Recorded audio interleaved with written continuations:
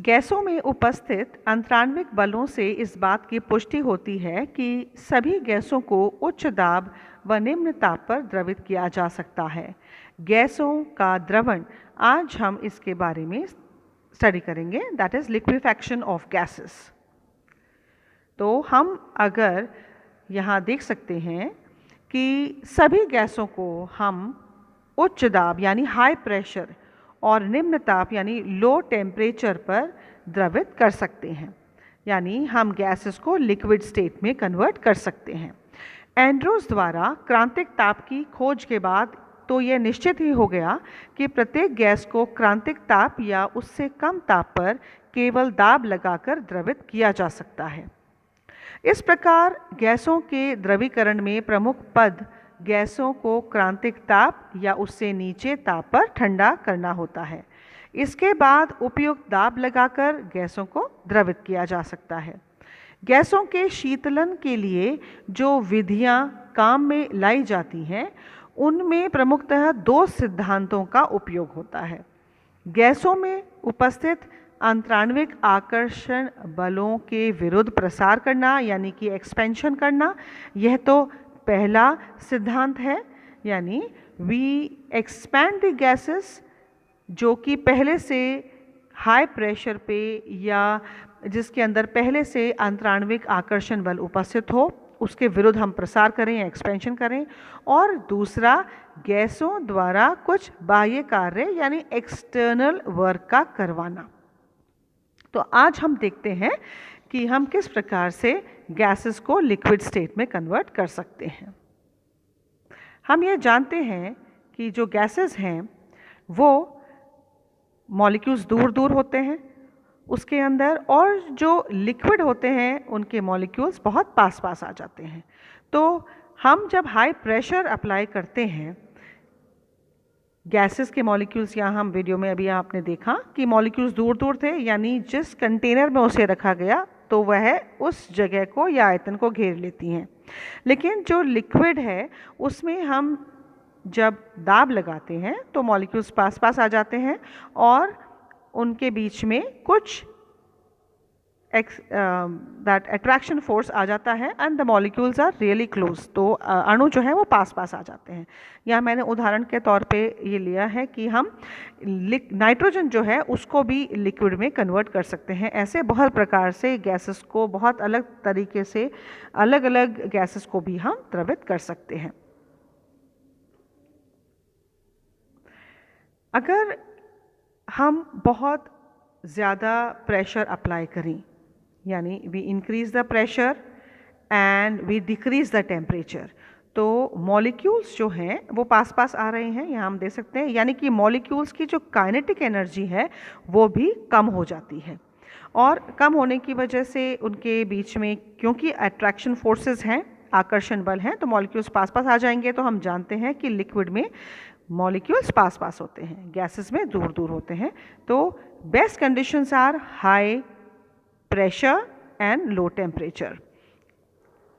और ये हम देख ही चुके हैं कि क्रांतिक ताप या उससे कम ताप पर हम ठंडा करेंगे।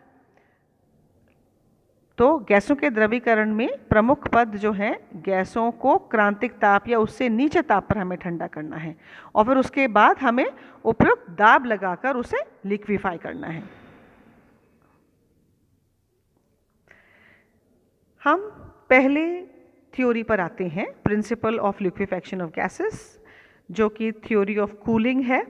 और इसमें जूल थॉमसन इफेक्ट सबसे इफेक्टिव है।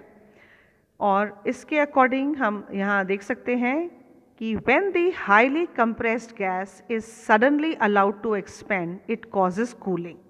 यानी जब गैसों में उपस्थित अधिक आकर्षण बल यानी अंतराण्विक आकर्षण बल बहुत अधिक है और फिर उसके विरुद्ध प्रसार करवाया जाए तो वो कूलिंग इफेक्ट यानी शीतलन करती है।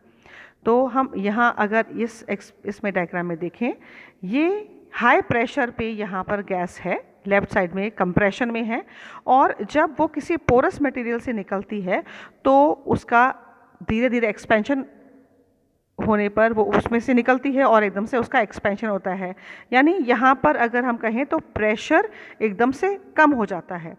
तो कंप्रेशन से एकदम से एक्सपेंड होना, अचानक एक्सपेंशन होना कूलिंग इफेक्ट यानी शीतलन प्रभाव डालता है, और this results into cooling effect and it results into liquefying.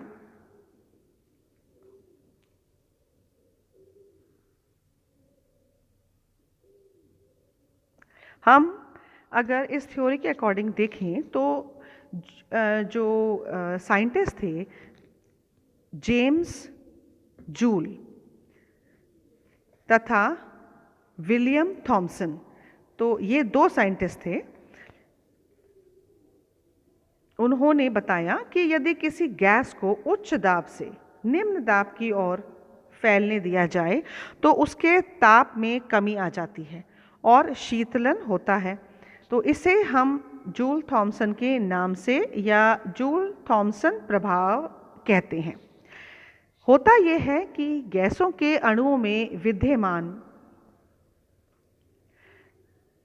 आंतराण्विक बल यानी इंटरमॉलिक्यूलर फोर्स के आधार पर इस प्रभाव का आसानी से हम स्पष्टीकरण दे सकते हैं।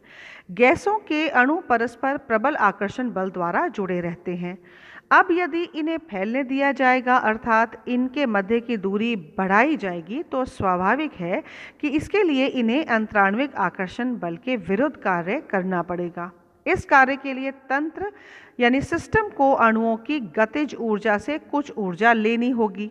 गतिज ऊर्जा का मान कम होते ही शीतलन हो जाएगा, that will result into cooling, क्योंकि गतिज ऊर्जा ताप के समानुपाती होती है और इस प्रकार गैसों का शीतलन हो जाता है। तो ये ध्यान रहे कि यहाँ फैलने या विस्तार के लिए गैस ने कोई बाह्य कार्य नहीं किया है, लेकिन यहाँ पर वह उसकी गतिज ऊर्जा का जो गतिज ऊर्जा है उससे वह ऊर्जा ले लेगा। आई एम रिपीटिंग कि इसके जो अणु हैं, अणुओं की जो गतिज ऊर्जा से कुछ ऊर्जा उसको लेनी पड़ेगी फॉर एक्सपेंशन। तो गतिज ऊर्जा का मान कम हो जाएगा और हम जानते हैं kinetic energy is directly proportional to the temperature. गतिज ऊर्जा ताप के समानुपाती होती है और इस प्रकार गैसों का शीतलन हो जाता है। तो ये ध्यान रहे इसके अंदर फिर से कि यहाँ पर बाह्य कार्य नहीं किया गया है। So this effect is known as Joule Thomson effect and it is one of the important theory of cooling. गैसों का शीतलन का उनके क्रांतिक ताप से नीचे ठंडा करने की ये एक प्रसिद्ध सिद्धांत है और ज़्यादा इसका यूज़ किया जाता है। अब हम नेक्स्ट पढ़ेंगे इसके और मेथड्स।